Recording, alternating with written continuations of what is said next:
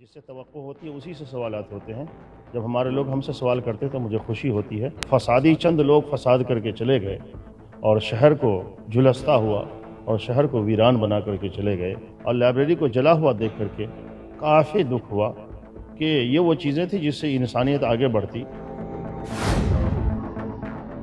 کچھ لوگ جلوس میں ایسے تھے جو ان کے پاس پہنچ گئے اور کہا کہ پانی پلانے سے کام نہیں چلے گا، تم فلاں چیز کا نعرہ لگاؤ۔ پھر وہیں پر ہلہ ہنگامہ کی شکل نے پھر وہ روپ لے لیا جو آپ نے دیکھا، آنن فانن ہی ایک فساد کا رخ اختیار کر گیا۔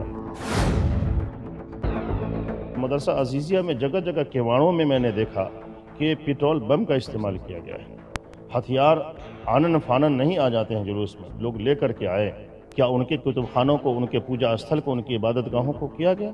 نہیں کیا گیا اور نہیں کرنا چاہیے۔ ایک طرفہ کارروائی ہو رہی ہے جناب، ایک طرفہ نقصان ہو رہا ہے، دو طرفہ نقصان نہیں ہے وہاں۔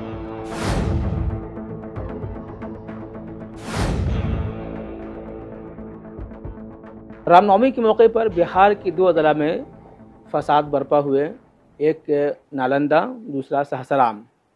حالانکہ حالات اب معمول پہ ہے۔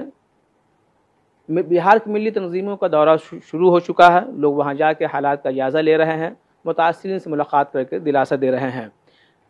بہار کی سب سے بڑی تنظیم جماعت شریعہ بھی کل نالندہ دورہ کر کے واپس لوٹی ہے۔ ہمارے ساتھ موجود ہے جماعت شریعہ کے قائم مقام ناظم مولانا شبلی القاسمی۔ ان سے بات کرتے ہیں کہ حضرت کل آپ لوگوں کا ایک وفد بہار شریف کے دورے پہ تھا، لوگوں سے ملاقات ہوئی، باتیں ہوئی۔ پہلے تو یہ بتائیں، جو آج کل جو ایک بات سامنے آ رہی ہے یا سوشل میڈیا کے حوالے سے بہت لوگ یہ بات کہہ رہے ہیں کہ آخر جماعت شریعہ اتنی تاخیر سے کیوں گئے وہاں پہ؟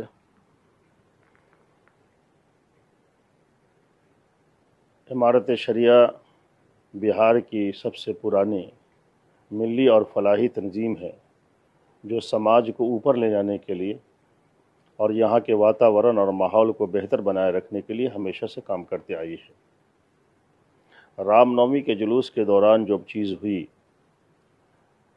اور جو فساد وہاں ہوا، اس فساد سے جس طریقے سے دکھی وہ لوگ ہوئے جن کے ساتھ یہ گھٹنا گھٹی، اس سے کم دکھی ہم لوگ نہیں ہیں۔ اور ہم یہ سمجھتے ہیں کہ یہ دکھ ان لوگوں کو بھی ہوا جو یہ چاہتے ہیں کہ اسٹیٹ، ریاست اور ملک ترقی کرے اور اچھا ماحول رہے، سب کو دکھ ہوا۔ جیسے اس واقعے کی خبر ہوئی، آپ نے کہا کہ اتنی تاخیر کیوں؟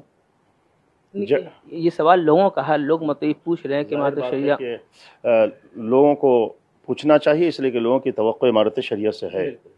جس سے توقع ہوتی ہے اسی سے سوالات ہوتے ہیں۔ جب ہمارے لوگ ہم سے سوال کرتے تو مجھے خوشی ہوتی ہے، وہ مجھے چاق و چوبند دیکھنا چاہتے ہیں۔ اس سلسلے میں ہماری جو سرگرمیاں اس سلسلے میں رہی فساد کے روک تھام کے تعلق سے، وہ آپ کے ذریعے سے لوگوں تک جانی چاہیے۔ ہم آپ کے شکر گزار ہیں کہ آپ نے یہ سوال کیا ہے۔ جیسے امارت شریعہ کو یہ خبر ملی، اس دن شام کو افطار کے آس پاس اسی وقت سے ہم لوگ، مقامی لوگ، انتظامیہ کے لوگ، پولیس کے لوگ، سب کے رابطے میں رہے۔ سی ایم ہاؤس بھی اسی دن میں نے فون کیا، چیف سیکریٹری سے بات ہوئی، دوسرے جو متعلقہ افسران ہیں ان سے باتیں امارت شریعہ کی ہوتی رہیں، اور لگاتار منٹ ٹو منٹ ہم لوگ باخبر رہے وہاں کے حالات سے، اور امارت شریعہ کی اپنی جو صلاحیت بھی ہے حالات کو بہتر بنانے کے لیے، اس میں کوئی کمی نہیں چھوڑی گئی، اور حکومت سے ہم یہ کہتے رہے کہ آپ حالات کو فوراً کنٹرول کیجیے۔ حالات جیسے ہی اس لائق ہوئے کہ ہمارا سفر وہاں ہو سکے اور خود سے ہم اپنی آنکھوں سے جا کر کے دیکھ سکیں، جو چیز وہاں پرشاسن کے لوگ بتا رہے تھے، حکومت کے لوگ بتا رہے تھے، اور جو چیزیں وہاں کی پبلک مجھے بتا رہی تھی، ان دونوں چیزوں کو ملان کرنے کے لیے اور سمجھنے کے لیے امارت شریعہ کی ٹیم کا جانا وہاں بہت ضروری تھا۔ لیکن حالات اس وقت ایسے نہیں تھے کہ فوراً وہاں پہنچا جائے۔ کل جب کچھ حالات بہتر ہوئے تو ضلع انتظامیہ کے انفارمیشن دے کر، ان سے اجازت لے کر باضابطہ ہم لوگ بہار شریف گئے، ہماری ٹیم گئی امارت شریعہ کی نائب امیر شریف کی قیادت میں۔ ہم لوگوں کے دل اس وقت پھٹ گئے کہ جن کا نقصان ہو رہا ہے یہ سبھی طبقے کے لوگ ہیں، سبھی دھرم کے لوگ ہیں۔ فسادی چند لوگ فساد کر کے چلے گئے اور شہر کو جھلستا ہوا اور شہر کو ویران بنا کر کے چلے گئے۔ کاش ہمارے سماج کے لوگ یہ سمجھتے کہ ان فسادیوں کو ہم لوگوں کو سامنے لانا چاہیے جو ہماری دکانوں کو بند کرواتے ہیں، اور ہمارے بزنس کو ٹھپ کرتے ہیں، ہمارے گھروں کو ویران کرتے ہیں، ہمارے آپس کی دوستی کو ختم کرتے ہیں، تو پہلا دکھ جاتے ہوئے وہاں کی ویرانی کو دیکھ کر کے ہوا۔ کہ جب آپ وہاں کے زمینی سطح پہ جا کر آپ اپنے حالات کا جائزہ لیا تو کیا بات وہاں کے متاثرین سے ملاقات ہوئی تو کیا بات سمجھ پائی کہ آخر یہ حالات کیسے پیدا ہوئے؟ وہاں جب گئے تو متاثرین، ظاہر بات ہے کہ جن کی دکانیں لوٹی ہیں، جن کا سرمایہ ہی وہی ہے، ہم آج جان رہے ہیں اچھے طریقے سے کہ ایک پونجی کو انسان کیسے جمع کرتا ہے اور کیسے بزنس کھڑا کرتا ہے، اور آنن فانن جب اس کی ساری چیزیں ختم ہو جاتی ہے وہ کیسے دکھی ہوتا ہے۔ اس کے دکھ کو انسان قریب جب ہوتا ہے تو اور محسوس کرتا ہے، ان کے چہرے دیکھ کر، ان کی باتیں دیکھ کر، ان کی لٹی ہوئی دکانیں دیکھ کر، یہ ساری وہ چیزیں تھیں جو دل کو دہلا دینے والی تھیں۔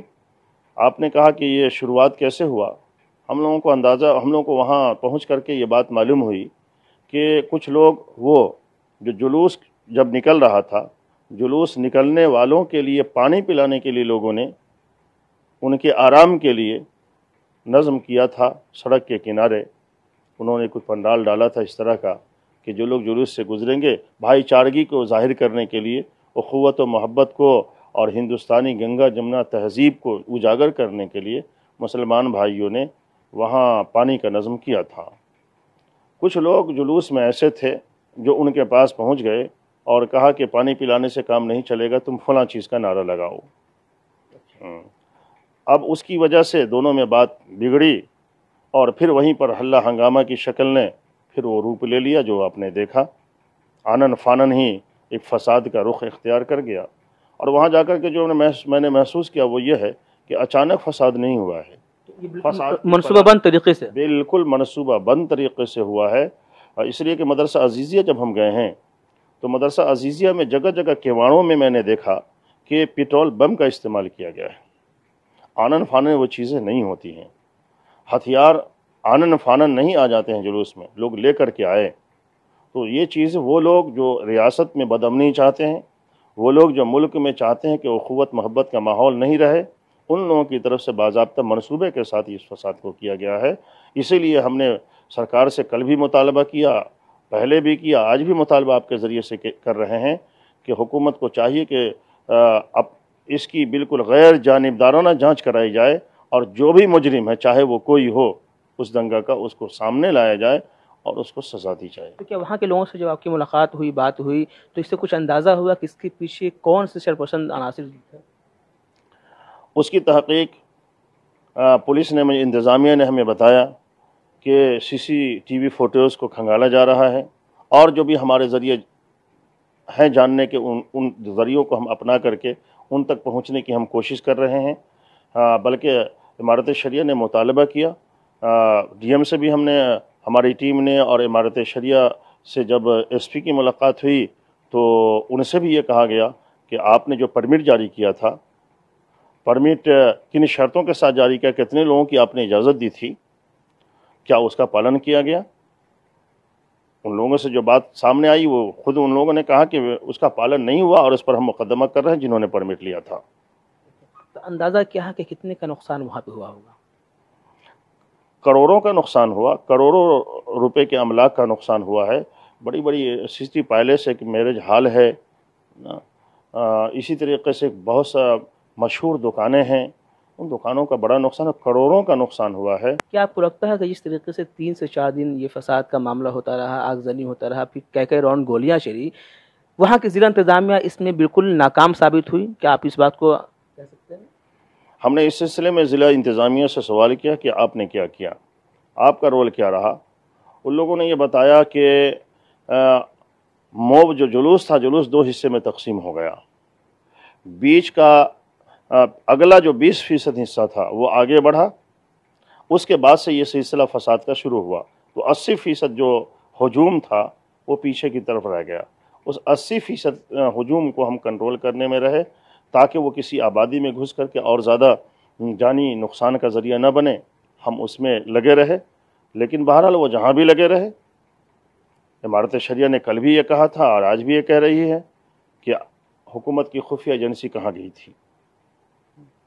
خفیہ ایجنسی نے اگر اطلاع نہیں دی تو پھر اسے برخاست اب تک کیوں نہیں کیا گیا؟ اطلاع دی تو اس کے مطابق فورس کا نظم کیوں نہیں کیا گیا؟ اس کے مطابق تیاریاں کیوں نہیں کی گئی؟ تو بہرحال ناکامی تو مجھے نظر آتی ہے۔ سوال حکومت سے لے کے ضلع انتظامیہ تک پہ ہے۔ حکومت کا حصہ ضلع انتظامیہ ہے، حکومت ہی وہ ہے، ضلع انتظامیہ حکومت ہے، تو انہوں نے پہلے سے تیاری کیوں نہیں کی؟ یہ ایک بڑا سوال ہے۔ کیونکہ نالندہ بہار شریف کا علاقہ بہت حساس مانا جاتا ہے، وہ حساس علاقہ مانا جاتا ہے، اس لحاظ سے وہاں تیاری ہونی چاہیے، تو تیاری کیوں نہیں ہوئی ایک سوال ہے جس کا جواب حکومت کو ہر حال میں دینا ہوگا۔ بھاجپا کے جو لیڈران ہیں کل بھی ہاؤس میں اس پہ کافی چیمہ گوئیاں ہوئی، ان لوگوں کا یہ کہنا ہے کہ بھائی پتھراؤ پہلے شروع اوپر سے ہوا، نیچے سے پتھر نہیں، اوپر سے پتھر آیا، تب اس کے بعد یہ معاملہ آگے بڑھا۔ ہاں، اگر اوپر سے پتھر برسا تو گویا کہ آسمان سے بارش نہیں برس کر کے پتھر برسا، اگر وہ کہتے ہیں۔ بہرحال مسل مشہور ہے چور بولے زور سے، غلطیاں کر کے کسی کے دوسرے کو بدنام کرنا۔ کیا ایک بھی غیر مسلم کی دکان جلائی گئی؟ کیا ایک بھی ہمارے برادران وطن کی عبادت گاہوں کو برباد کیا گیا؟ کیا ان کے کتب خانوں کو، ان کے پوجا استھل کو، ان کی عبادت گاہوں کو کیا گیا؟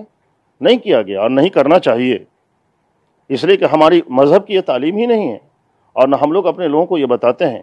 تو ایک طرفہ کارروائی ہو رہی ہے جناب، ایک طرفہ نقصان ہو رہا ہے، دو طرفہ نقصان نہیں ہے وہاں۔